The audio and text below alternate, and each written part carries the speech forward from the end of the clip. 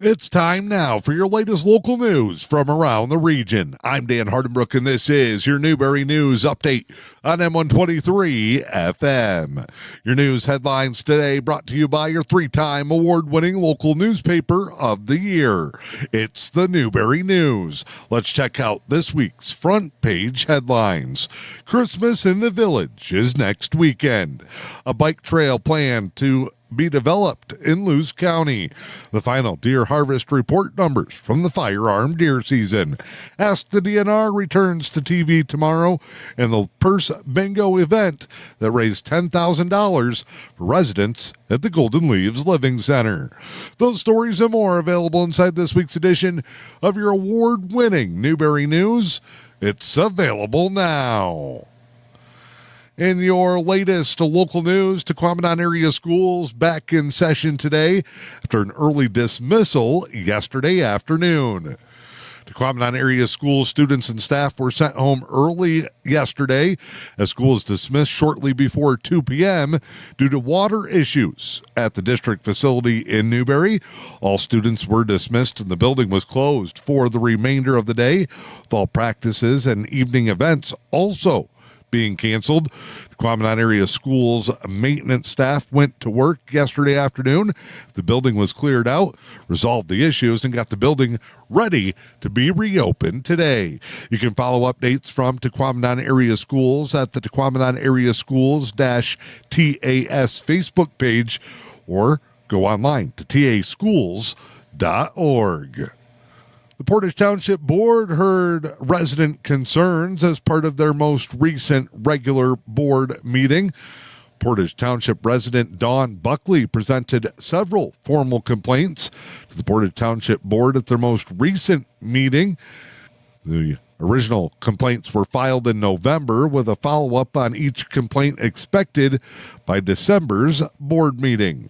Buckley asked the board to account for what she said were procedural failures, zoning violations, and unauthorized actions by township officials concerning a missing lawnmower in the Curtis Area Trail Association project. Majority of the discussion centered on trees removed from the Lilac Lane property that the CATA organization is leasing from Portage Township. Those trees were removed without permission, according to Buckley, and in addition, funds from the sale of those trees should have been given directly to Portage Township.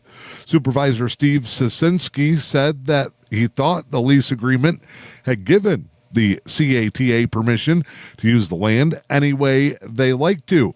At Buckley's request, he called the township's attorney, learned that the property can be used, nothing should have been removed, and that the township needed to give permission first before trees were cleared. Funds from the sale of those trees should in fact be paid to the township.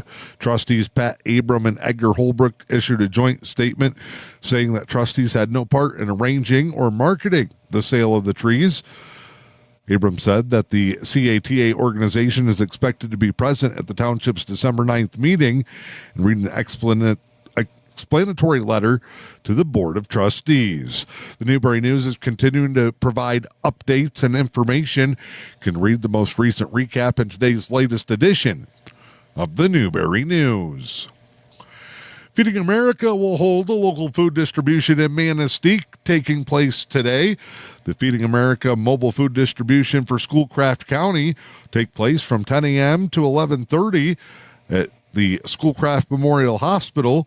The drive-through location will take place on Southtown Drive along US 2 in Manistee.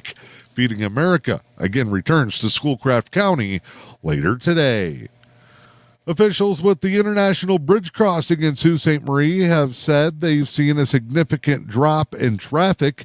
November numbers were down 22.1%. The toll-funded International Bridge is continuing to experience downturns as usage continues to decline over the most recent months. A total of 60,722 vehicles crossed the International Bridge in at least one direction in the month of November. Traffic for the calendar year is totaled out so far at 788,405. The year-to-date decrease is 23.6%. Analysis of traffic statistics for the month shows a steady decline throughout the calendar year. The International Bridge funds operational costs with toll revenue, including bridge structure, maintenance facilities, the Bridge Authority Toll Plaza, and building maintenance. I'm Dan Hardebrook. That is your most recent local news. It is your Newberry News Update on M123 FM. Time now to check in with sports. The Red Wings get a big win over the Boston Bruins as they win at 5-4 at Little Caesars Arena yesterday. Red Wings got a pair of first period goals to take a 2-0 lead, open it up to 3-0 for the Bruins battled back. Ben Chariot, Lucas Raymond scored late in the second and early in the third to rebuild the Red Wings lead to 5-2. For another late rally, came up just short for the Bruins. James Van Rijmsdijk, Moritz Seider, and Alex DeBrincat scored the opening goals for the Red Wings, who are 14-11-2 on the season. 7th-ranked Michigan State men's basketball team remains undefeated. They win their Big Ten opener 71-52 over the also previously unbeaten Iowa Hawkeyes. Michigan State had a big night all around. Jason Kohler scored 12 points, had 11 rebounds in the victory. Spartans got 15 from Cohen Carr as they pulled out the win to go to 8-0 and 1-0 in Big Ten conference play. Latest local weather forecast, no showers, mostly cloudy, temperatures in the upper 20s.